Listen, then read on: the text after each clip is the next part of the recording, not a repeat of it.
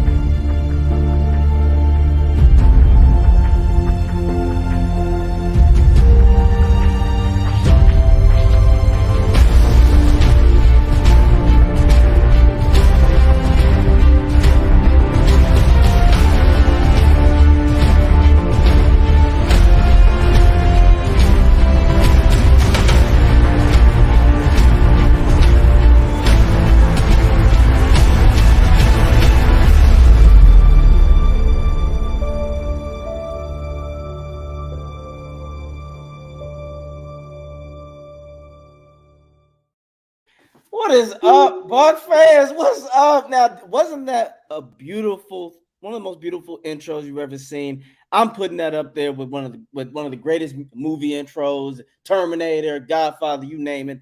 That was just poetry. Bucko Bruce is back, as you can see. We are fully embracing, representing, and welcome to another episode of Bucks Report, the aftermath. It's a wild Wednesday today. We got a lot to talk about. You already know where we're gonna get to. So I need the fans to hold your load, but you already got your host here with AJ Turn Up and Slick. What's going on, Slick? Happy Wednesday to you. Happy Wednesday. Creamsicles are coming, baby. Let's bring it back. Let's get that creamsicle orange in. I never got to see them play in it, so for me, it's going to be a big one. But I just think those jerseys are legitly hot. I think so too. They are. I remember seeing them. I remember as a kid when we weren't as relevant.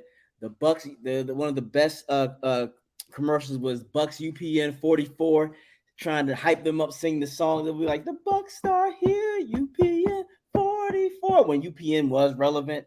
But I'm just saying, man, this is I rock with this shit because first of all, I like red already, and the orange and the red. Man, look, it's Bucko Bruce. Bucko throwback Bucko Bruce is here, and it'd have been nice if the GOAT could have rocked it, but it's all right. We got I agree. Squad. We got Evans, Levante, that's gonna hold it down. Vita Vea. Just imagine this defense if they're like they were last season. A bunch of creamsicle people running at you. I like it. Oh, man, I can't wait. I mean, I'm hoping it's 2 games. I think it will be 2 games. They need to be home. And this is why I'm disappointed in Devin White. Why wouldn't he want to rock the creamsicle? Oh, well, you know what? Since you didn't brought that out, we got to get that cat out the bag. Yeah. For all you Buck fans out there, we got hit with a bombshell yesterday. For whatever reason, Devin White wants out. He's he's requesting a trade. He would have been on his 5th-year option of his rookie contract. And it's a possibility. I would like to ask this question to Buck fans out there while we talk about it, but I want to know, do you want him to stay? If he leaves, what do you want out of it? Or do you simply release him? So that'll be for the people, but we're going to break it down. I'm kind of baffled by this situation because I don't, Slick, you go ahead. I'm just going to collect. Okay. I'll break it down for you because I've been looking at reactions. I've been looking at how other people have been breaking it down, and it is a shocker. Why now?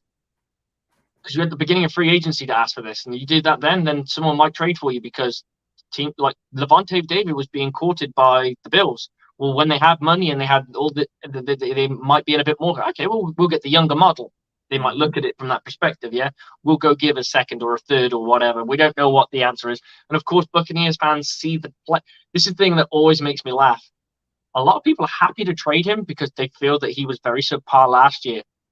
But their demand for him is extremely high. And it's like, how can you turn around and go, we don't want this guy, but we want the highest thing, we want the highest possible pick we can get for it. It's like, it doesn't work like that. When you're trying to shut, I mean, I think this is why the Buccaneers are shutting it down and saying, we don't care. We want him. Now that could be the smoke and mirrors effect of slyly saying, we don't want to get rid of him because they don't want to reduce his price. Because at the moment they say, well, yeah, we're shopping him, then that's when everyone else is looking at them like, okay, well, we'll only give up to a 5th round pick.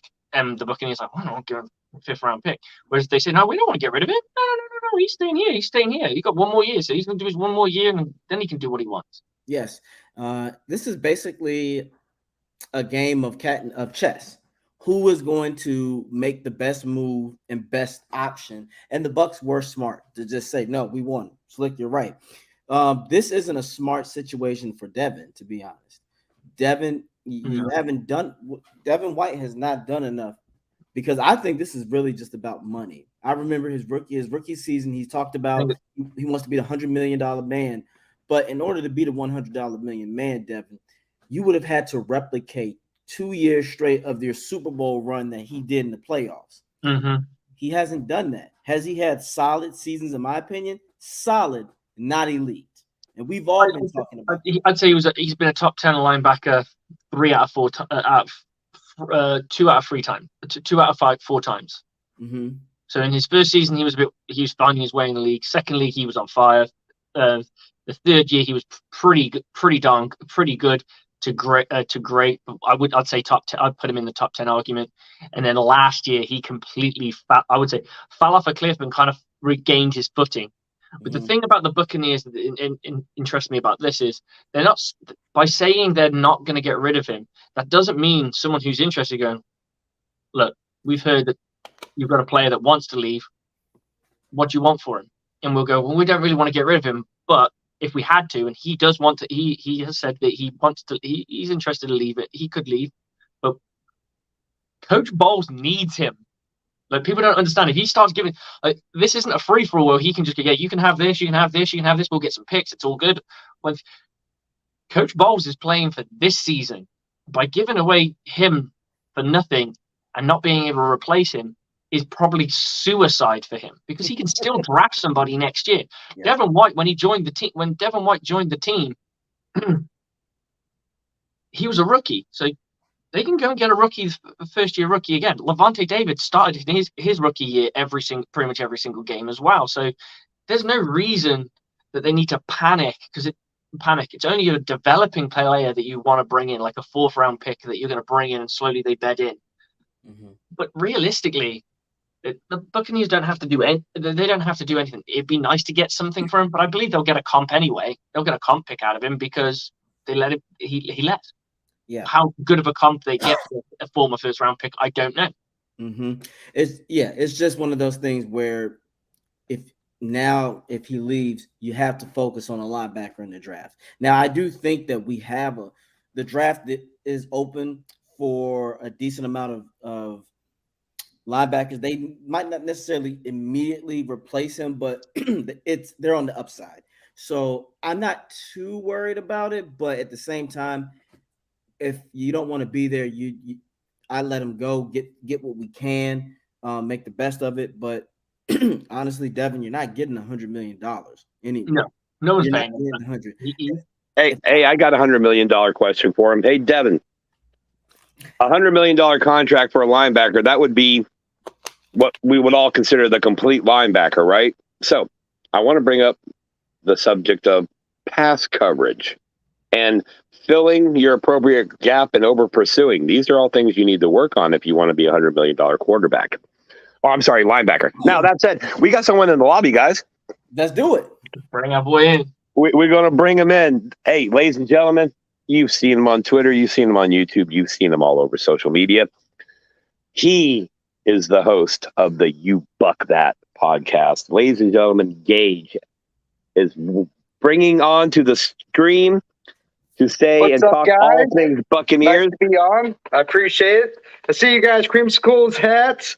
I'm still Yeah. getting used to the idea because I'm still like, we're going to look like ice cream out there, but it should be interesting. Hey, AJ, before I jump off here, because I'm going to be bouncing on and off. Gage, thank you so much for joining us. AJ, you were talking about a video, a Buccaneers throwback song. Is that correct? That's right. I think I got you hooked up. I'm going to play this. Let me know if I got the right one for you, brother. Hey, Tampa Bay, the Bucs are hot and ready to play. Hey, Tampa Bay, feel the power. I've seen that one, but the one I was talking about, it was like a little commercial on UPN 44 when it was in Tampa. Well, I will find that one too. I also want to throw a nod way back to the Hey Tampa Bay, the Bucs know how to shine from 1979. For all you people on stream, you weren't around. Unfortunately, I was. Gage, again, thank you. I'm going to bounce off here, guys, because I got more videos to find for you. Want to give a huge shout out to everybody who's on Twitter watching. I see some retweets. Hey, Buck Salty, don't be scared. I put the link in the chat. Jump on board. Everybody on Twitter, YouTube, check the comments section. If you want to jump on and talk with these guys, the link will be there to join. Simple process. Enter your name, have an internet connection, click. You'll be in the lobby. We'll get a ding, and we'll bring you on. I'm going to turn it over to you boys now. But when I come back, I should have some surprises. My man. Definitely looking forward to that. Thank you. But yeah, no, and to back it up, Gage, yeah, we might look like ice cream, but as long as we melt the competition, I don't care. I like that. Yeah, exactly. I just hope we have a little bit more success than in the previous years when we awarded us. That's all I'm asking for. Oh, absolutely. I agree. No. After 79, it was the irony. It was the dark ages, even though we was wearing the brightest things out there. Trust me. I remember coming up in the 90s in Tampa. Until 95, that's when we finally found hope. But I remember those younger years where you could give away tickets to those games because nobody was watching. But yeah, no, tell everybody about yourself out here that wants to get to know more about you. You know, like how did you get started on this, and you know, why are you a Bucs fan? Why am I a Bucs fan?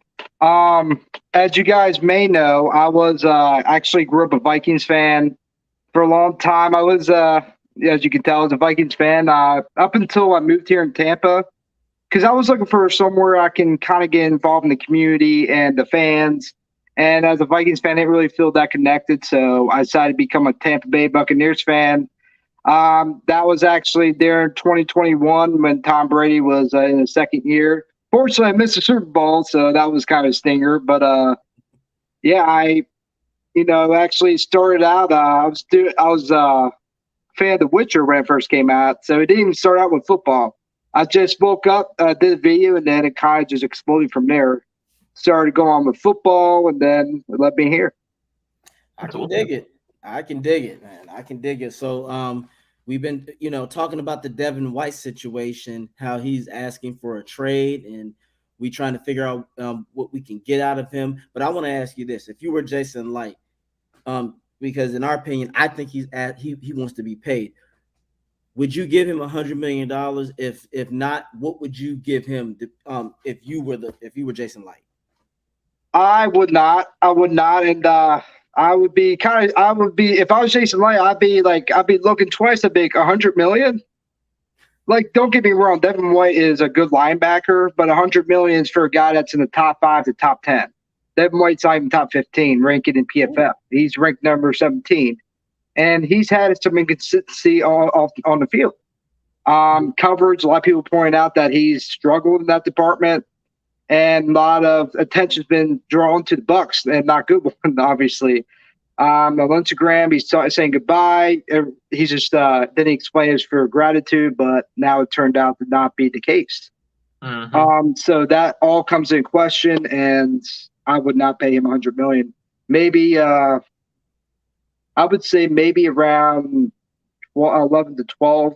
That would be me, because that's more a friendly deal. But the Bucs kind of taking on the cap this year. It'd be better just to draft someone and try to trade Devin White for compensation, like a second round pick and maybe a couple lower picks. That's what I would look at if I was Jason Light. Okay, I like that. You're right. he'd be getting maybe 50 if I was him. I'd say 50. I'd give you 30 guaranteed, maybe, but you're not getting no $100 million. The question.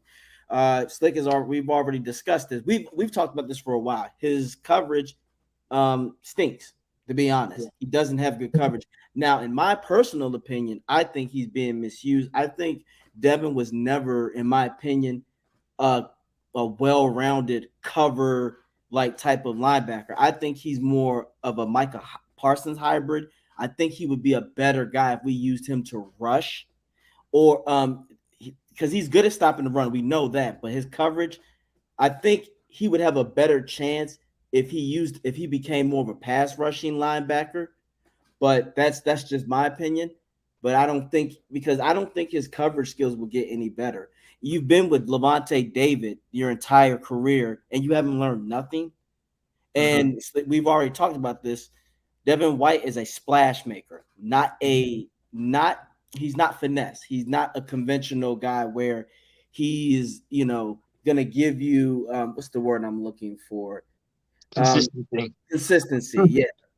So I think Devin, it's one of those things where I loved what he did during the playoffs, but his fundamentals will never be, when it comes to pass coverage, will never be what it should be. So I'm not giving him no $100 million, and he doesn't deserve it. And I think it's not delusional, but I think he's being unreasonable, because if he goes to other teams, they're going to ask, well, why should we give you $100 million? What have you done since the Super Bowl, as you said, to make you a top 10 to top 5 linebacker? Well, here's the thing. You look at the $100 million question, which is what's on everyone's lips. There's only one off-the-ball linebacker. I hate that term personally, but a true middle linebacker that's actually paid that, and that's Roquan Smith. That's the only one. So the Fred Warners of the world, the other guys, they've all got their paychecks. They're not paid $100 million. They're paid under that. I think one's 95, one's 90. So you're looking at someone like him at maybe an 80 to push over the course of 5 years, or maybe I'm more leaning towards the 70 side of things, because you want more consistency. And you also got to remember, you're playing in Tampa Bay. It's a haven for tax, so you're already saving on top of your money already straight off the bat. So you can literally bang $10 million off that. On top of that, so that's your $70 million contract becomes an $80 million contract. You go and play somewhere like New York or in California, you can pay a heck of a lot of tax. So Philly, Philly's just the same. So when I look at what this is, you sometimes got to take those things in. There are different types of players. There's players that want to be legacy, and there are players who want to make the most, and that's fine. I've got no problem with either. You find legacy players will want to be on talented rosters. And I'm seeing a little bit of that with Devin White, because he has been seen. I think someone posted a picture of him someone did like a mock-up of him wearing an Eagles jersey, and they're saying, make this happen. And he was like, yeah, I'd love that. Green's my favorite color all of a sudden, and all this shit. So if you're going to do that, then that's absolutely fine. But, it's documented, it's all there. Someone compiled a list. I can't think of it off the top of my head. And it was all the things that he's done. So it was like said that he wanted to be $100 million player in the building.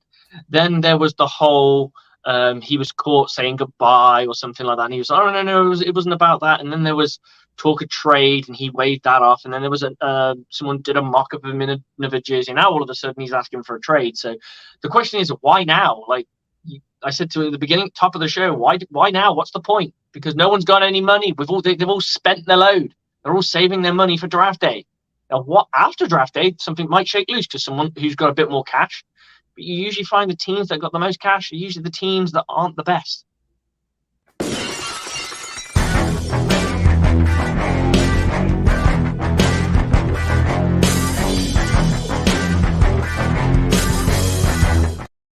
think that's the Bank Cornet. Hey, yes. Sorry, I had to make that grand entrance, boys. Hey, see what happens when I get bored at home and watch wrestling too much? AJ, I'm really trying over here, so I'm gonna play you another video or two here. Gage, you have to bear with us. This is some really old stuff, but You're good. the boys above you will tell you I always do my best to give them what they ask for. So here's two different versions there, buddy. See what you think.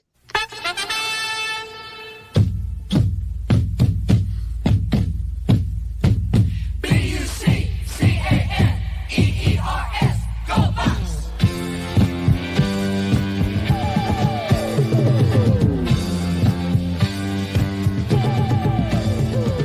Hey, hey, Tampa Bay, the Bucs know how to shine. Hey, hey, Tampa Bay. No. No, My but family. I was salivating for a little bit. I Yeah, was like, my family. That's why they put the Buccaneers. Go Bucs. That's my my shit. daughter even chants that. Yes, All right, one more, guys. that's my shit. Hey, hey, hey, we're the Buccaneers. Ho, ho, ho, we're the Buccaneers. Offense, defense, now we're here to say, make the Lions walk the plank, throw them in Tampa Bay. Hey, hey, hey. So it was really lame back in the day, bro. That sounds like something from a SNL skit, but I love it though. But Buccaneers, go Bucs. That will always go hard to me. Hey, fun fact, every time that I'm over here editing an article or typing one up and I get to the word Buccaneers, I literally do that in my head. Buccaneers. Okay, cool. That's how I'm gonna teach my child how to spell. They're gonna be like, wow, he can really spell. He's good at that. He has to. What a long word Buccaneers is, and it's like, you got your daughter sat there. Imagine that he's like in a spelling bee, and they're like, spell the word Buccaneers. She's like, Buccan. Exactly. And he should win just off of effort, right then and there. Enthusiasm. Yeah, but you guys were talking Devin White, and yeah. I have to agree, dude. $100 million, Devin. Here's the thing, bro. You're an impact player. You're a splash player. You have arguably the fastest linebacker in the league. We can make that argument. That's cool. But you've been standing next to Levante David now for what, 3-4 years? Mm-hmm. And Levante came into the league, and guess what? He too initially struggled with pass coverage. So what did he do? He fixed it. He got better. Devin, if you want a $100 million contract from a team in this league or any league, you're going to need to have a complete game. You're asking for Tom Brady play, and you're giving us Joe Flacco performance. Joe Flacco won a Super Bowl, just like you. Joe Flacco put up great stats, just like you, but it's not Tom Brady. Therefore, you're not going to get Tom Brady money. I would be comfortable with something in the 4-year, 65 to 80 million with about 25 to 32 guaranteed. That we could swallow as an organization, but to do a $100 million contract on a team that is basically purging salary to get where they need to be, and the fact that we're talking about we're taking it on the chin this year to clean up the salary. We still have 11 contracts with voidable years on the roster. Mm-hmm. So it's not like this season's going to clean up the roster and the money we're going to be good. We've got 1 or 2 more years of this same BS in the offseason. And kudos to the Buccaneers organization. You made some great additions despite being capped by the cap. And you retained Levante, you retained Jamel. So you've done pretty freaking good. But $100 million, Devin, yes, it would lower the salary cap hit for you this year, but trading you also sheds $11 million off the cap this year. Mm-hmm. So sometimes I feel like be careful. You might get what you ask for, because I'm pretty sure there's not a no trade clause in a rookie contract, bro. So keep talking, Devin. You'll be able to do plenty of horseback riding when you're playing for the Houston Texans. Okay? Just throwing that out there. Be careful what you wish for. Now, boys, I hate dominating the screen because I don't want to. And, I'm not as handsome as you three. So I'm going to jump off here. But we've got those 3 loaded up on StreamYard. And, of course, if you hear the breaking glass, like that means I'm coming on, and I'm going to come on hot. Gage, let's hear some more from you about this, because I know, being a younger Bucs fan, and nothing personal, that you weren't initially fond of the creamsicle coming back, and I get it. Okay, it does. I grew up with it, wearing it. I grew up being the kid that got picked on. You're a Bucs fan, dude.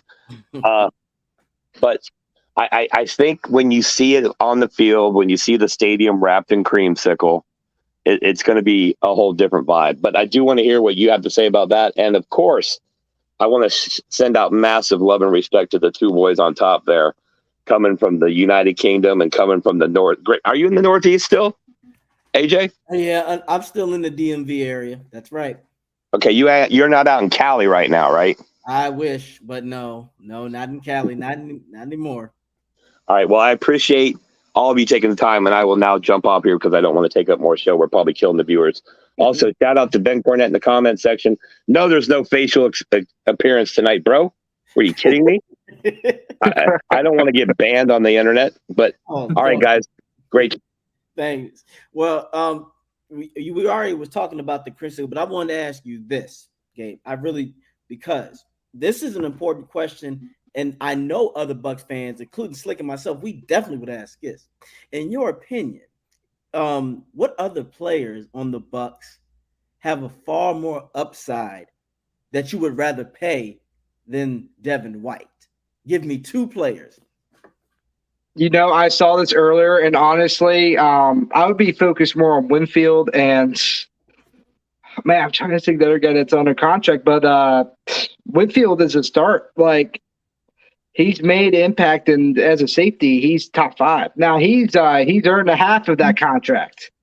I mean, there's so many players that definitely that whole contract Devin White's asking, that could be going to Winfield and many players that need resigned.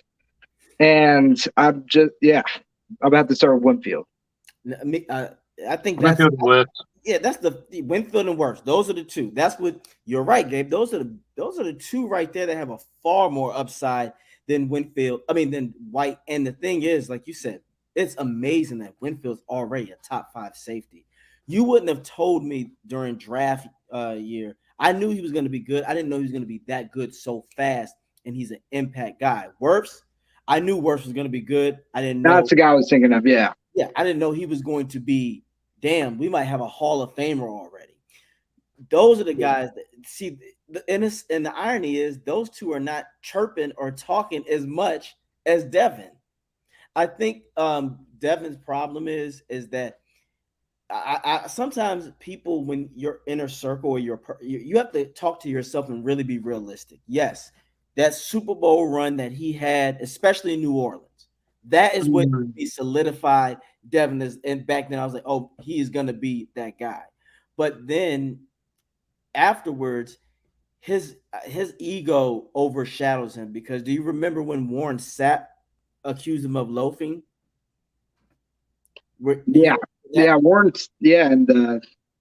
Sapp. I've been watching Buccaneers for a couple of years now, and I've never seen him call out someone like Devin White.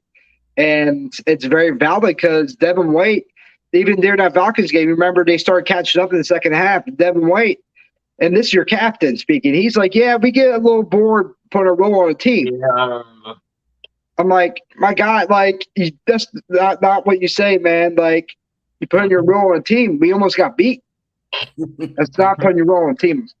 I remember I did a thing on that, actually. I did not a YouTube, some social media stuff on that, and it was him going, yeah, well, we were when you're whipping a team's ass, sometimes you get a little bit bored. And I was like, yeah, that never used the word bored. He should have used words like, sometimes you get a bit complacent, and then you have to try and find that gear and get back into it. Luckily for us, we got back into that gear. That's the right thing to say. To say that you were bored being paid millions of dollars to go and kick someone's ass, a job that myself personally, and probably AJ as well, I'm not sure about you if you ever played football, but most of us would want to go out there and fucking kill someone for fucking 50 for a couple of mil. Yeah, for 1% of what they make. Absolutely, it's a disrespect. It could come off as disrespectful for the game, and you're robbing the fans of this money. So wait a minute, you're getting paid. You want this $100 million? You better not ever be bored. you better never be bored. You better always be rejuvenated and thankful.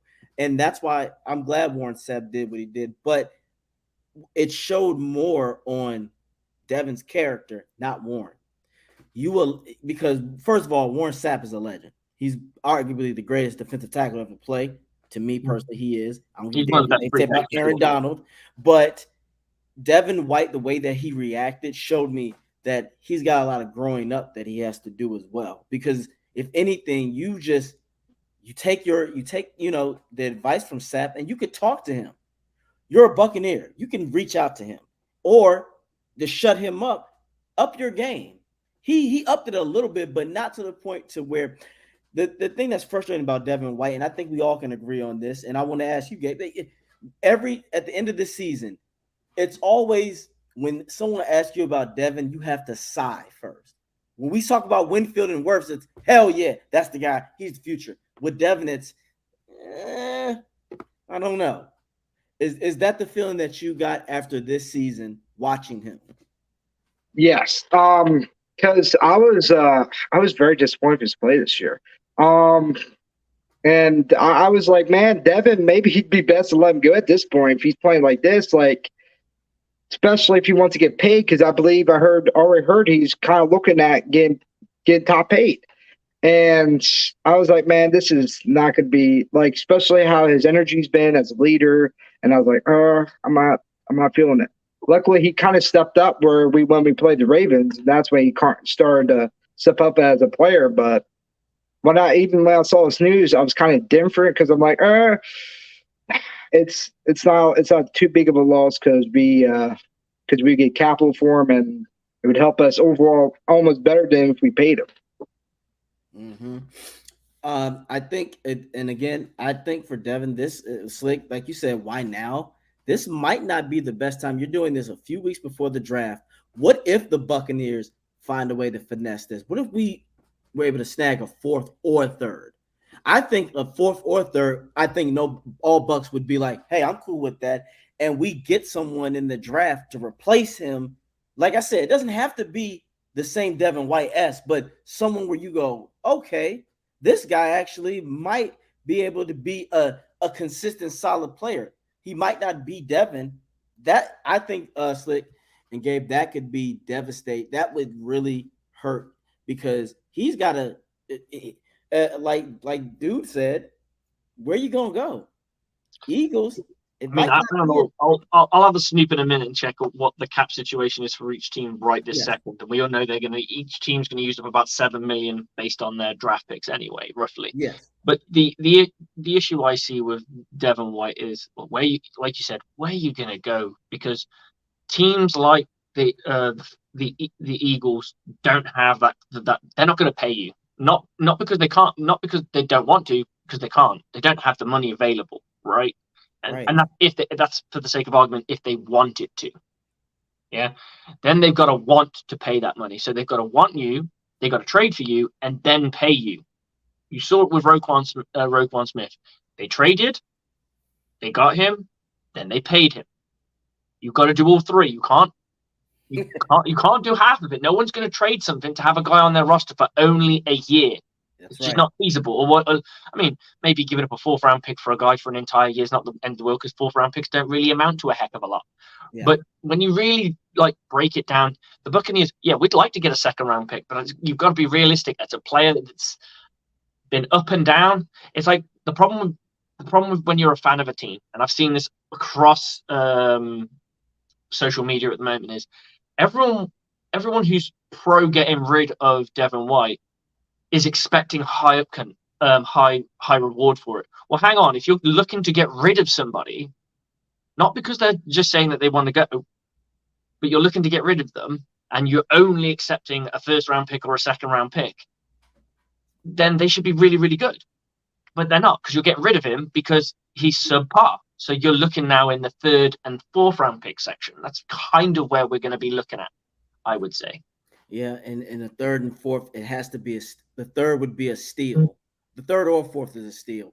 And if I were Devin in this situation, it would have been smarter for him to outright play his final season. But then he can go wherever he wants. Exactly. You can go wherever you want. And if you put up those type of numbers, now you would have put the Bucs in a harder situation. So let's just say if Devin got his shit together and he decided to stay, and all of a sudden this season, 140 tackles, 11 sacks, 7 interceptions, 3 of them were pick sixes, and he had 4 forced fumbles. Now the Buccaneers will be like, well, let's find that check. Exactly. Let's find that check. And that's what we're saying. And we know realistically he doesn't put he will never put those type of number up. Not with us anyway. I just think, in my opinion, again, he thought he was more than what he was. I think he's more of a Micah Parsons hybrid, because Micah right now, but the funny thing is Micah might surpass him, because Micah Parsons what if he grows into becoming a covering linebacker, then it would be over for Devin. Because like Dude said, the only thing Devin has as his advantage is his athleticism. He is a freak of nature when it comes to his speed, but that's only going to work for so much, because they're going to say, okay, but we need you to drop in coverage, though. We need to use your speed to your advantage. Why can't you cover? Then he's a liability. But Gabe, what is your thoughts on? Let me ask you this again.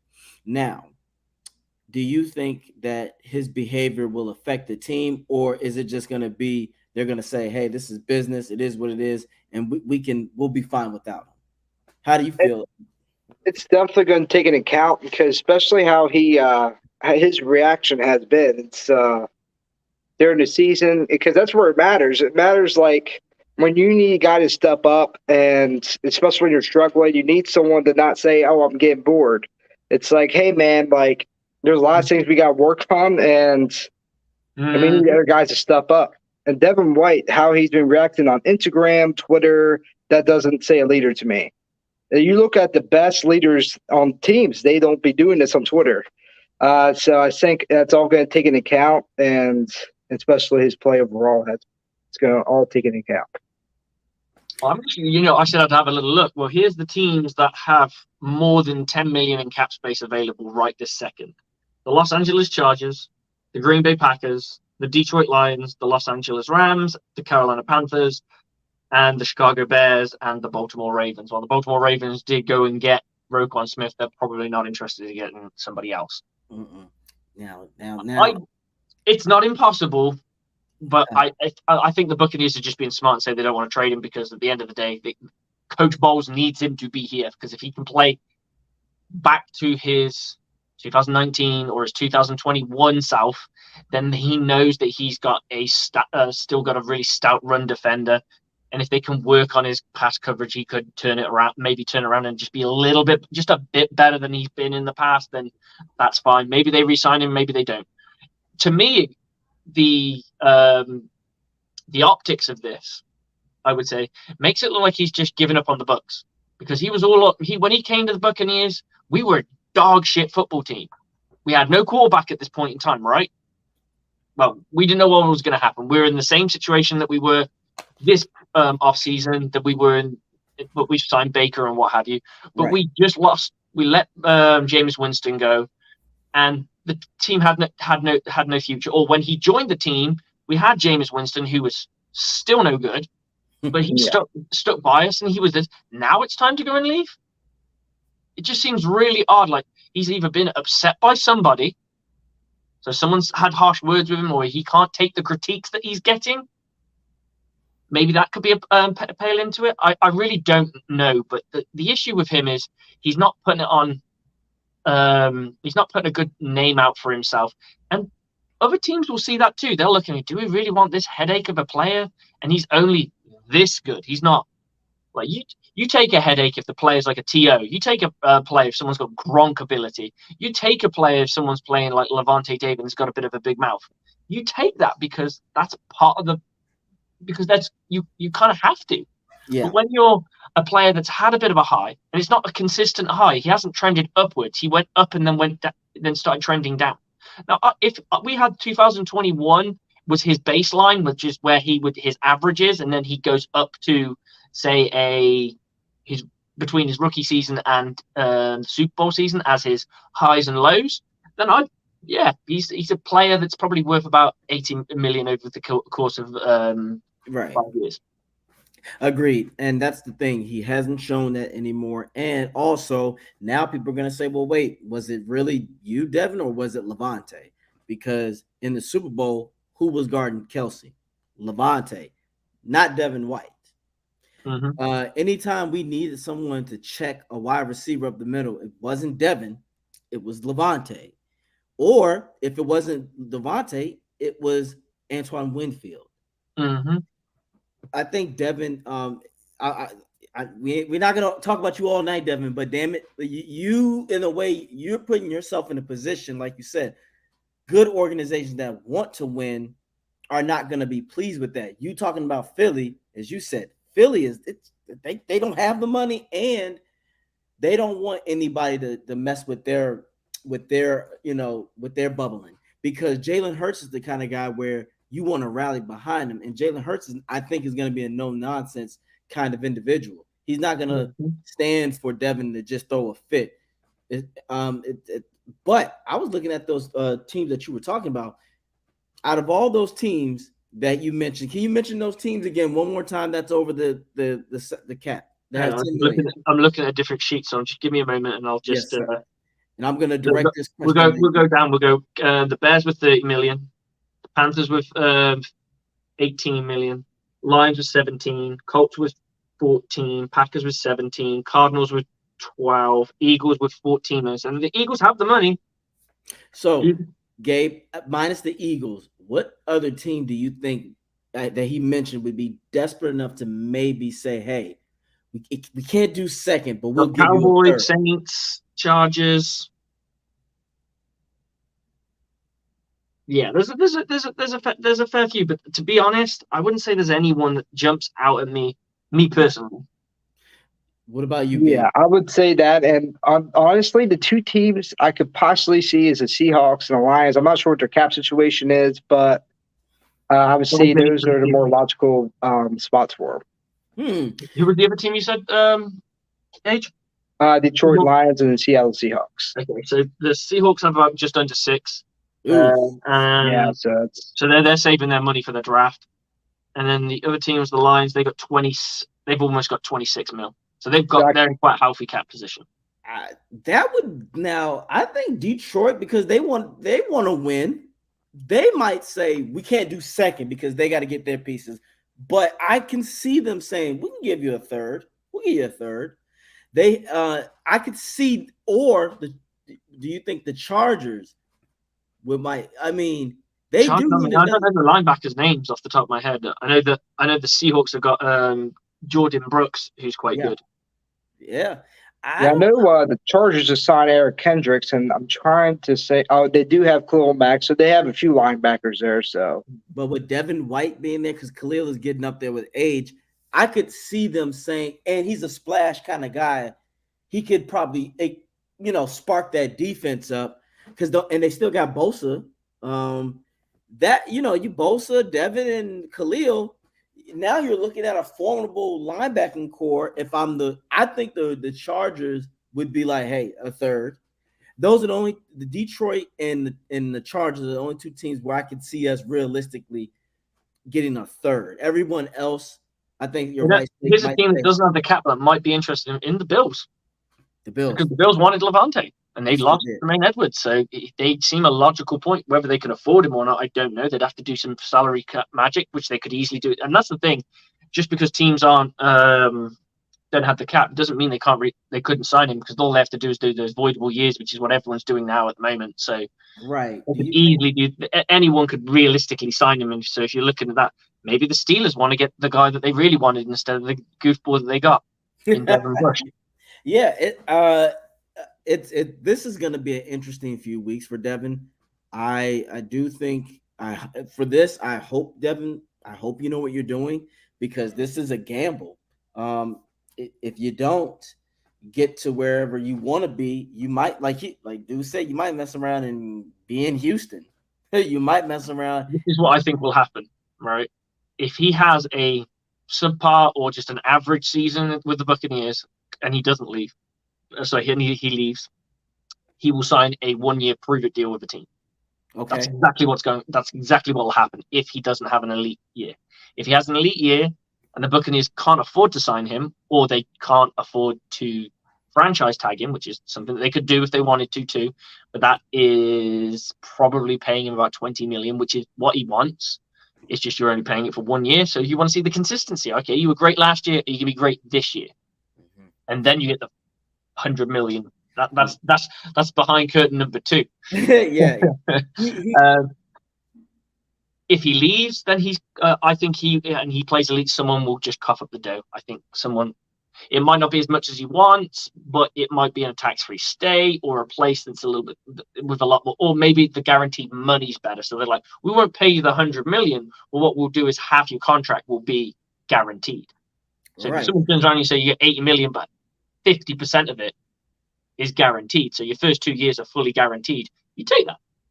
Of course. I agree. If he does stay with the Bucs and he plays lights out, he would have to play it in such a way where it overshadows the two people we were mentioning, Antoine Winfield and Wirfs. It would have to be to the point where I would say, oh, wow, he is like whatever he is fixed. If he would have to be an average coverage in pass coverage and keep his dominant run. And as I said, those numbers I told you with those sacks and interceptions, I don't see that. See, that's the thing. I'm banking more on Winfield elevating. That's the guy that I'm saying, wow, he might mess around and get 10 picks, and 3 of them can be pick sixes. He's the one that can mess around and get 8 sacks. He's the guy that's going to cause 3 forced fumbles. Yeah, I think so. I think Devin is underestimating those guys, and that's why I would love to know what guys like Antoine Winfield and Levante. I wonder what's going through their heads. I wonder. I don't think they think too much about it because you got to remember football teams are pretty close knit anyway. Yeah. So I wouldn't be surprised that they're just like, well, he wants to get paid. He's not happy. We just don't know what the issues are with him because obviously we're not in the building or what have you. Yeah. Maybe him and Bowles have gone back and forth when he had that lackluster few weeks where he was very, very poor, where he was lazy for his runs. He was being outrun by D linemen, that kind of thing, where it's quite embarrassing considering you're one of the fastest linebackers, if not the fastest linebacker in the National Football League. You have those, and for me, a lot of people don't like Bowles because he's stoic on the sideline. For what I hear, he is an absolute monster on the practice field and in the film room. So behind closed doors, he tears it up. It's just he's not a very emotional person on the field.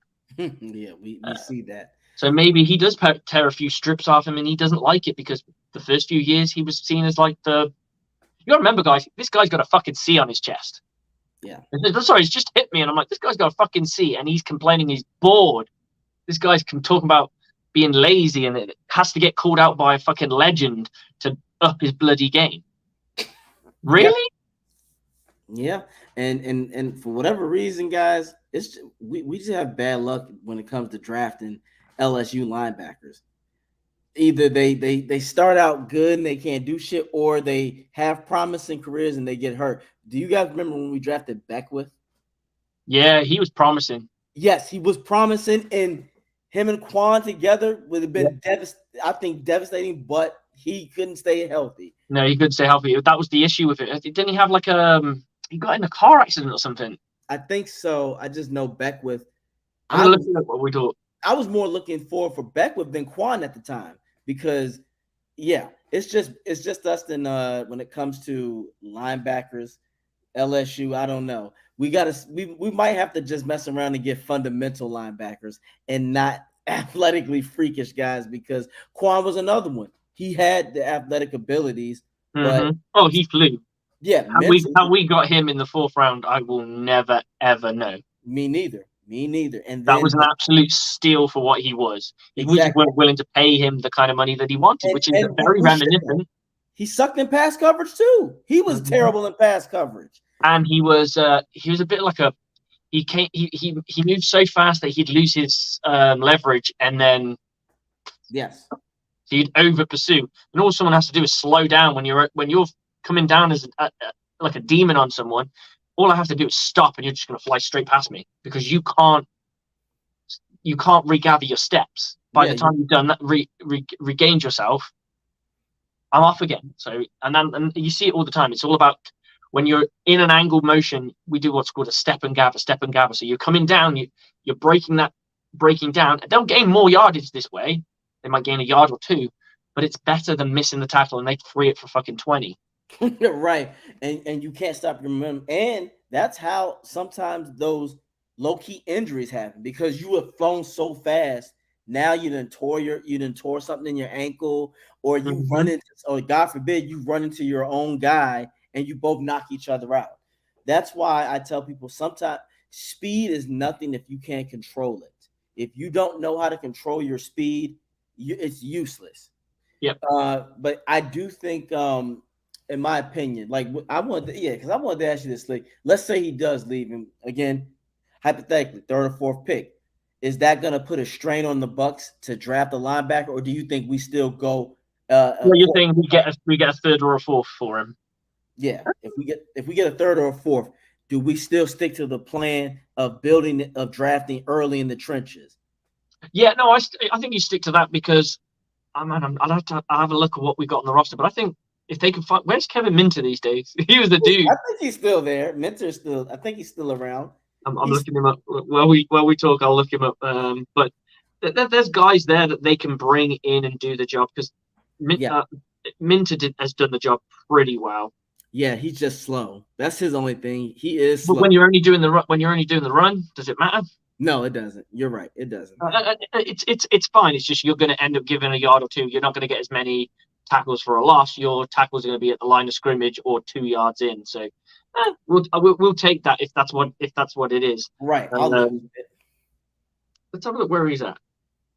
Please, Minter still be there. He might be gone. He was with the Bucs in 2020. He's gone. He wasn't with the Bucs last year. Oh, that's right. Minter. Dang. Yeah. For me, I get him being gone, but we can still draft linebackers. So if anything, we don't have to get another Devin White. We can just get depth. You get guys that can rotate and help out. I'm still going in the trenches, like you said, because I think certain fans that I was looking at on Twitter, they were like, oh man, if he leaves, that's just going to be a gaping hole. I'm like, yes and no, because we wasn't really using him as a pass rushing linebacker anyway. So the main thing is to be strong in those trenches. You don't want Vita Vea getting worn out. When Vita Vea is not present, that's when the run game is awful. When it comes to the pass rush and things like that, and your run defense, you need to have solid guys that can eat up blockers and allow your linebackers to stay clean. Yep. Because ultimately, the reason linebackers look bad is because they've got hit by a lineman. Now, it's a much harder job to shed a center or a guard because he's got to the second level. So if you can just get the lineman to keep them clean, your linebacking core doesn't have to be brilliant. The best linebackers in the best teams in the National Football League don't always have the best linebackers in the National Football League. Nope. So if you were to go for who plays linebacker for the Cincinnati Bengals? I can't even name it off the top of my head. No. Exactly. Okay. Who plays linebacker for the Kansas City Chiefs, the Super Bowl winners? Again. Eagles. Eagles. See, what does it about mean? So my point being is, you clearly don't need it. I see the inside linebacker position a little bit like the running back position, because I always look at it as reverse running back anyway. Yeah. You pick a lot of these guys who are picked up who are elite are second to third round picks. Some of them are firsts, not very many of them. And it's the same with the running back position. The money is probably stacked slightly higher in the linebackers, because money for running backs is dried up big time now, mainly because they don't stay healthy for long enough, because they can just get the tires worn out. And I look at those two positions similarly. because you verse them each other, you put them in verses in your positionals and stuff like that. So they're always kind of linked back for backer, that kind of thing. And I always look at it in that perspective. So I think you can go get somebody in the 4th round that can do a serviceable job. I think you can definitely get somebody in a 3rd round pick, because a lot of these guys who are in the top 10 of the linebackers of the league are 3rd to 2nd round picks, most predominantly, and then there's a couple of 1s and 4s littered in there as well. So that's right. It's very possible. I mean, you can't rule it out. You just don't know what you're going to get on the day. I think you could probably find a guy who's undrafted. You've got more chance of hitting on an undrafted free agent, bringing him in to be able to be serviceable to do the job. Doesn't have to be elite, because, like I said, if your D-line can keep him clean, he can go hunting. That's what you want. That's all you want. That's what we want. And again, if you have rotational guys, that's another plus, because now your guys can always play fresh. You don't have an overdrawn out guy where he's like, I'm in here. I've been in here literally 13 snaps. I need air. With that being said, then you can we could say, okay, this guy has athletic ability. Let's get him in there when it comes to rushing the passer. This guy is good at fundamentals and he's a better coverage guy. So let's put him in there when we know that they're going to be 9 times out of 10 a pass play. You mix it up, you switch it up. And that's what I do agree. We need to go to according to this plan, the trenches, the line. I don't think you can go too crazy. The only thing I would say is you can hold off on a safety a bit more now, because you've got Neal in. So I think you don't have to go. You can go 4th round with him if you. Oh, we don't have a 4th round pick. Yeah. That makes it a bit more difficult. It just depends on you've got to go what's available. I would say the Buccaneers need to go O-line, D-line, and then it's between edge and safety. Yes. That's my coin. That's my coin flip. And then what I'm looking at, and you could possibly add inside linebacker if Devin White goes in that conversation. And what I'm looking at is what's the drop off the next time we pick. So which one has the worst drop off? And if the worst drop off is for defensive tackle, then you draft the defensive tackle first, because you've got no choice. At least you can still get something with a bit more value in the 5th round. Right. Or maybe you just, leverage some picks and get into the 4th. You get rid of a 6th round pick and you leverage one of your 5th round picks and you pick in the 4th. I don't know. And then you can pick another guy. But you're also if you're getting rid of Devin White, you're going to get something for him. If they get a 3rd round pick, then I'd just use that 3rd round pick to draft his replacement.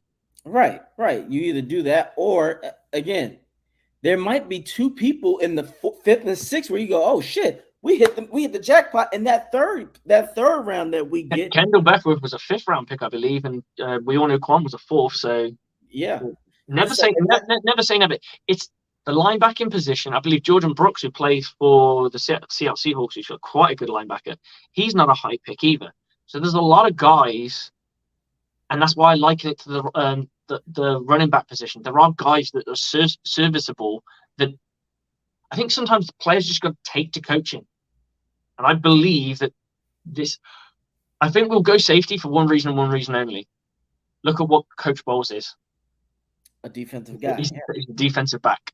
So I think he wants to have, and I think a lot of the coverage disguises and stuff that they do, you need very smart safety. So only having 2 safeties that can execute that makes it a little bit too easy for teams to figure you out. You have 3 that can do that, then you've got a rotational piece, and then they'll probably bring in either a free agent that's possibly available. Here's a crazy twist of the knife for you almost. What if the Buccaneers went back to old Donovan Smith on a vet minimum deal? I wouldn't be upset with that. No, because I'm not losing 13 million. Right. I wouldn't be upset. I would not be upset. And he knows the system, and he still would have something to play for. And now that kind of, in a way, that means you get, if he were to come back, and let's say this is before the draft, now your priority could be a defensive tackle in the 1st round, and then the 2nd round you can get a lineman. Just in case if Donovan doesn't pan out, now you got that guy that's back there that can support him Oh yeah, that would be a hell of. Then if we get that extra third round guy because of Devin, now you have a chance to get another offensive lineman talent, if or whatever, or a safety, because and then you get a safety. You could do so many things with that. That is a good twist because he hasn't been picked up yet, has he? Nope. There's quite a few guys that we could generally get away with bringing back if we absolutely had to. I think the biggest loss, realistically, for the Buccaneers right now, other than the obvious ones, this is an under radar guy, is Josh Wow's at tackle. Yeah. Yeah. Oh man, that would work in our favor, really. Now, if he would want to come back, that's a whole different story. But I think he would want to play, so he would take If you some play, money. you've got more chance of playing the next year, right? That's how I see it. Look at Cam Newton; he's coming out and saying all these outlandish things and what have you. You haven't been in the league, so you don't get to pick nothing. Don't get me started with him. The shit that he says, and they don't even realize sometimes the way you carry yourself is how owners are looking at that shit. They're like, wait a minute. Oh, you really still? Oh, you want to be an asshole and you haven't even done anything? Yeah, thank you for your time. Donovan, I don't think he's that kind of person. He comes back with humility and, hey, I just, like you said, I just want to play because you never know. What if he has a season where he is just straight average and he doesn't, and then he cuts his penalties in half? Now you have a position where you have a bargain. You still can have a bargaining chip for Donovan. That would be so well, because then we would have depth. That's what this team needs in the line. You always want depth in the trenches. Sure. I mean, just imagine, Donovan, if that happens, what you said, then we can get a for sure defensive tackle in the first round that is going to help Vita. Oh my God. Can you imagine if we have two studs? I got you going now. Yeah, I'm just saying, like you said, the trenches is where it's at, because now the pressure isn't on I think it's more pressure getting an offensive lineman than it is a D lineman. Yeah, because we don't know what we've got on that either right tackle or left tackle right now. Right, and now if you get somebody, that's familiar. Now you get that knows the system. Now you're not as nervous. And then if you draft somebody behind him that can eventually replace him, let's say he's the kind of guy where he needs a season under his belt to grow. Now you don't have to worry about that, and he can gradually do that. A defensive tackle, though, I want Vita to have help. If you can imagine having a first round stud with him. Mm-hmm. Right, we've got our old friend just come back to join us, so we're bringing the Bucs School Gang is in the house. What's up, man? I've been busy, man. But I think you were gonna go out this early till 12. We said 12 o'clock noon. Oh yeah, no. We had to work, but what is your thoughts on everything? On Devin, like the draft and all that. Yeah, Devin White, man. Do you think he's gone? He's gone. Bucs said we're not trading him. It depends on what we get for him. Bucs said we're not trading him. It's a business move. You don't give away something valuable without someone wanting it first. You give it away. That's a surrender. You're basically, School Gang. If you turn around and say, "Yeah, we're thinking of trading him," then everyone goes, "Oh, right, so the price is low," because they feel you have to get rid of him, right?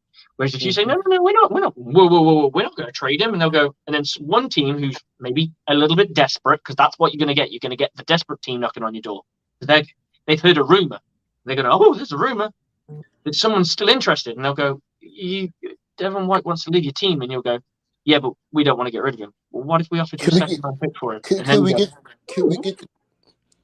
the number 10 pick from Philly? No. You're never going to trade for somebody. Right. Here's my question for you. To answer your question, I'll ask you a question. How good is Devin White? Elite. He's elite pass. He's elite linebacker. So would you say he's a top 50 linebacker? Is he not good without Levante David? Let's imagine with him without. Well, I'm just saying. Do you think he's a top 10 linebacker? Without Levante David or with him? It doesn't matter. Do you see him as a top 10 linebacker? Yeah.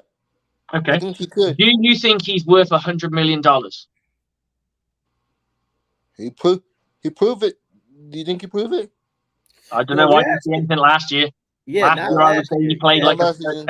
a $5 million linebacker at best. and Buck Skull, Yeah. the simple fact that you had to ask, is he good with or without Levante? That should already that negates what you just said. You answered your own question.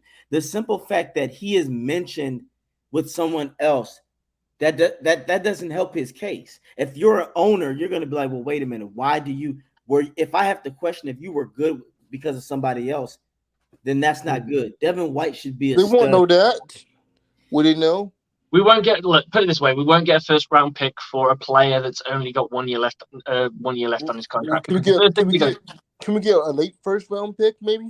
No. No. First round. Look, first and second. I'm gonna be honest with you, but Buck Skulls, first and a second is out of the question. That's not gonna happen. It's gonna be a What? third or fourth. It's gonna be a third or fourth. Now, if we get You're judging off talent. Most NFL teams judge off how much time they've got with them, because you got to remember, I'm trading for you. I'm trading for this player. Then I got to go pay him, right? And I got to pay him $100 million. So it's not the case of I'm getting him. We're giving you this really great thing. I've also got to pay him the moment he steps foot in the building. How about this? If that's your best, if that's the only chip you need, if that's the only player you need to make your team great, you put all your chips in one basket, right? the only thing is, again, the teams that are one player away, a lot of teams still can't afford that. Like maybe the Eagles, It's 7 like teams, it's about 9 teams. Yeah, but are all those teams Super Bowl bound? Detroit is not Super Bowl bound just yet. You don't think There's this only year? a handful of teams in the NFC that's Super Bowl bound, and You don't that think Lions are, I think the Lions is ready this year. no, I don't think they're Super Bowl bound. I think they're playoff bound. they're playoff bound, but not Super Bowl bound. They without Aaron Rodgers, AFC, without Aaron Rodgers come. They've still got to go. They still got to go through the playoffs, though. Right. Yeah. If Devin is smart, his best bet would be to stay in the NFC, because the NFC. Go to Seattle. Can we get? Maybe we talk to Seattle. They can't afford them. They're $6 million. Seattle's only got $5 million in cap. There you go. Mm-hmm. They've also got Jordan Brooks, who's actually a really, really good linebacker. Will we trade him? Will we trade him into the NFC South rivalries? If they give us a third or a second, then yeah, I wouldn't care if he went to Carolina. If Carolina gave up a second round for him, I wouldn't care because that would be tremendous for us. But would you want the draft pick? Would you want the draft pick for this year or next year? No, this year you want to be able to replace him. Yeah, this year's draft is very important, Bucs. This year is gonna determine where the Bucs go as a team. Yeah. For the next 2-3 years, because if they fail miserably, they're setting this franchise 3 years. Should we talk about this Mike Evans and the Chris Godwin rumors are still heating up today? Did you hear about the Mike Evans and Chris Godwin rumors are still going on? There's always rumors about Mike Evans being traded. It'll never happen. Yeah, how about this? If we trade Devin White, first domino to fall, does that mean Mike Evans out the door too? No. You gotta understand, Evans been there longer. So how about this? If we get first one pick for Mike Evans, you not pulling the trigger? No. Not you got to hit on that pick. You got to be able to replace Mike Evans. Yeah, I was about to say who you gonna replace? It's having a first round pick. We have Chris Godwin. So then we have one number one. We have no number two. Yeah. At the moment, one of the things that makes Tampa Bay still a threat is the fact that we have 2 number 1 level wide receivers. That means we can get away with putting a donkey at quarterback and survive. Yeah. You take that away, this season's done. You take Mike Evans away, the season's done. We don't think if we draft a receiver, you don't think we can find it. What do you want to use that first? Right, you've got your first round. You're the GM. You've got rid of Mike Evans. Well done. Now you've got a first round pick. What are you going to do with the first round pick? We can draft. We can get our offensive lineman. We want it. Okay. So there we go. So you're okay. So now you've got a little bit more of a solidified line. You still don't know it is because it's still a rookie player. There's no guarantee that they're going to turn into anything. Because look at the draft. Look at the draft that we drafted. The 4th bet on paper. I won't say on paper, but we drafted the 4th taken offensive lineman when we took Wirfs. He's the best of his class. So just because you drafted the best one that's on paper doesn't Can we mean do it he's going to again? be the best one in the game. Can we do it Yeah, again? no, and Bucks Possible. and Bucks. This is Mike Evans. He's one of those once in a while type of receivers. If somebody gave us the best offer, would you be taking that deal if you're the Buccaneers? No, not He's for on the team. Mike Evans because you don't have I'm a anybody. loyalty person, right? And one thing I hate it when people talk about players leaving. When Quan left, a lot of As a people. Bucs fan, we have to be realize that we never all the players we have to be prepared if we do get traded though, you guys. But this is the thing that irritates me about some fans when they do this thing where they turn around and say, I'm not- a player leaves. Let's say, for the sake of argument, that Mike Evans plays to the end of his contract and then goes and plays for a powerhouse team to finish off his years. He signs a 4-year deal with whoever's the best team in football right then.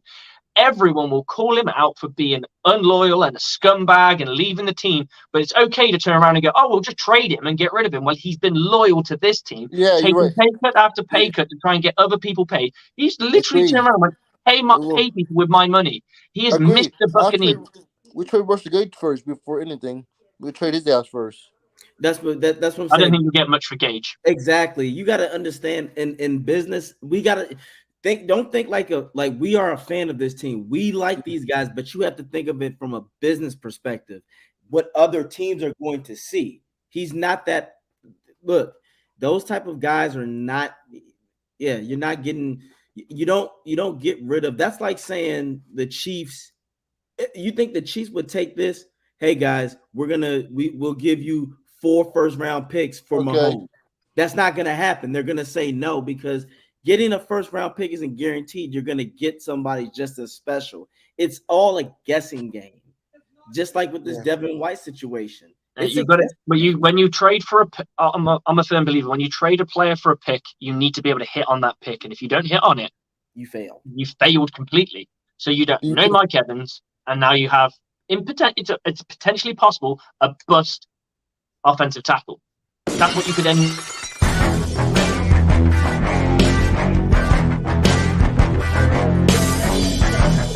Hello? Our guy that means our guy is entered the chat. He's coming in hot. He's coming in hot.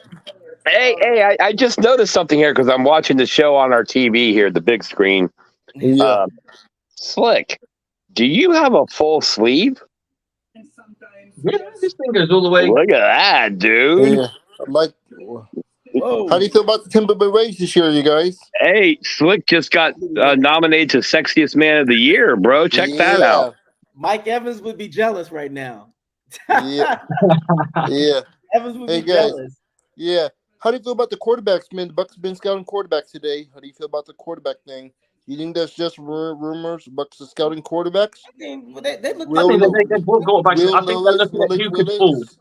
I'll put it this way: if you have a guy who's on paper a top 10 pick and he falls to 19, and you think, okay, we could. That means we're trading up for a quarterback. I don't think we're trading up for a quarterback. I think they're bringing in guys who might fall in the draft that they are interested in. If this guy falls, for the sake of arguments, Hendon Hooker is slated to be a second-round pick. Let's say he drops and he's still there when the Buccaneers pick in their second round. They may pull the trigger on him if they like what they see. Or they might turn around and go, if he's still there in the third round, because we're going to go, let's, for the sake of argument, we need to hit the trenches. So we go defensive end that can play defensive tackle, that can bounce around, and we bring in we bring in an OT, an offensive tackle. And that third round pick, we've already discussed. It could be a linebacker. It could be probably going to be quarterback round 1. Would you be surprised if it's quarterback round 1? I wouldn't be surprised if it is one of the guys that have fallen. Right. Because people are talking about, even Will Levi's, they're talking about these guys as if they're franchise quarterbacks, right? So if a franchise quarterback falls in your lap, you're a fool not to take it. Look at Aaron Rodgers. Aaron Rodgers was not a high-end draft pick. Over a left tackle. I think if you've got a chance to get a franchise quarterback for your team for the foreseeable future, you've got to pull the trigger. You pulled the trigger because then the rest of the other rounds, that's where you can get your lineman to assist. So if we get a franchise guy the first round, Bucs go, then Is the that- second round you get a left tackle. Okay, Then then if we do draft a quarterback, yeah. if we do draft the quarterback, does that mean Tallboy's job is safe? No, his No, it's a lot it just means he's developing a quarterback. right. That's all That that means is. not give him more time, 2 more years. Then No, No, because technically, to be honest, it gives the OC more time. right. Because Exactly. the thing is, if he has, let's say for the sake of it, we get Will Levis. That's the one that I think is going to end up the people talk about dropping. That's considered in that top 10. I think it's Hooker. Hooker's not a first round pick though. He's not even Yes, he slated is. to be a first round. Yes, No, he's he not. is. He's a second round pick because he's got an ACL injury. No one's I was touched going him. to say, isn't he a third round? But pick? he's a steal, He's a though. he's a high third, low second, and I think he might go high second. But Hendon Hooker's not down to be a first round pick on any mock draft I've seen. He's a steal. He's not a steal. No, Round one? not with the ACL injury. Do you want a Tua situation where you got to worry about your guy being able That's to why we survive? rest him, you guys. If he's there at 19, you rest him for 1 year. Maybe. We can't afford to rest a You guy. can't rest because then if you rest him, then how do you know what he's gonna be the next season? You see them. The Bucs are in a we got to get it now. We got to get it now because if we, But There's going to be a second round quarterback. There's going to be a second or third round quarterback that can play day one. Quarterback classes next year are better. You want next year's quarterback class, or you want this year's quarterback class? But you can't. We're not in the realistic look. The Buccaneers are just entertaining options to see what, if anything, falls because they've heard things here and there that certain players might fall in the draft, and it happens all the time. But Hendon Hooker's not considered. If Hendon Hooker's drafted first round, it would be shocking. Very shocking. Is there a chance we'll trade up in this year's draft, you guys? No, I don't think you can rule it out, but I don't think it's going to happen for the sheer fact that the Buccaneers to move up in the draft from where we are. So let's say we moved up from where would you like us to move up to? Give me a number. Maybe it's in the top 12, top 15. In the top 12. So you want us to move up 7 spots. Yeah. Right. Yeah. That's a good So spot. to move up 7 spots, you're probably giving up your second round pick, guaranteed. For next You year? may have to give up a fifth round or a sixth round as well. So you're mortgaging more next picks. year's picks. Those next year's picks. Okay. Bye next year's picks. I don't think that's how that's gonna work. I don't think that organization is gonna say, okay, we're gonna give up the year after pick. That would make no sense. Like You've got to be if you're going to do that kind of thing, you've got to know that the guy that is there that you want is the future. That is like we're going hard on this boy, and like Carolina's done. Yeah, that's what they've done. They're going. We're going to go balls deep in this. We're going to put all our fucking caps on the table, and we're going to go after this quarterback. If we do trade up if we do trade up, it's gonna be dumb if we fail. If we trade up in this year's draft, it could be a bust or good. That's the point. We don't want to do that. I don't think you trade up. You only trade up if you 100% go. This is what we want. Right. If he's there, if the guy if he's falling from 1 to 10, if he's falling, he's getting closer. I mean, you could sit there and wait. It all depends on the Bucs' opinion of him. But at the moment, the only ones I've heard that the Buccaneers have entertained is Hendon Hooker and Will Levis. And there's just how do you feel about this, you guys? I was wondering how do you guys are feeling. There's 2 quarterbacks we're looking at. There's 2 quarterbacks that are nice. That's fine, but that's not always guaranteed. Can they beat it? I think if Will Levis falls to 19, they might take him. But I don't think they'll trade up to get him. Over the best left tackle, left available. The best left tackle is way gone by then. Yeah. All the tackles. We'll get the 4th and 5th best tackle at that point in time. 4th to 6th best tackle in the right. Here's the thing: would a quarterback will be starting over Baker and Kyle Trask? That's my next thing. You don't know because they're going to take. That's what I mean. When you're drafting somebody, they need to be able to because you've just spent money on Baker to come here. That's only $4 million against the cap, realistically. But you can You release could him, have right? signed somebody else. You could that could have gone towards having another running back. That could have gone towards having. Can you release Baker? Release Baker any time in his No, contract? he's got a signing bonus of $4 million, I believe.